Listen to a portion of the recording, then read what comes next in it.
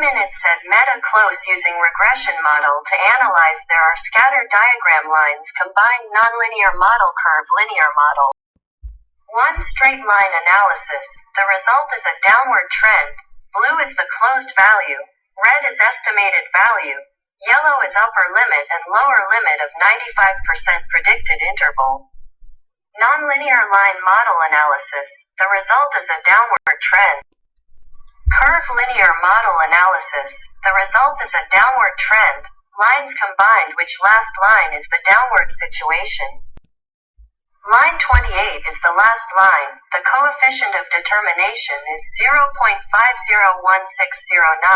which could be the predicted equation. Those predicted values could be referred in more reliability. October 27, 2022 to October 28, 2022, which relative error might be too large. October 27, 2022 cannot be improved in October 28, 2022 that uses the last line of line combined to get the reasonable estimated value.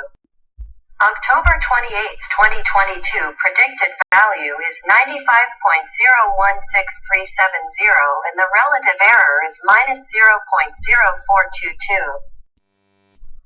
Excel calculating the probability distribution simulated data is an explanation of the simulator and random variables transformation of probability distribution using the Excel VBA.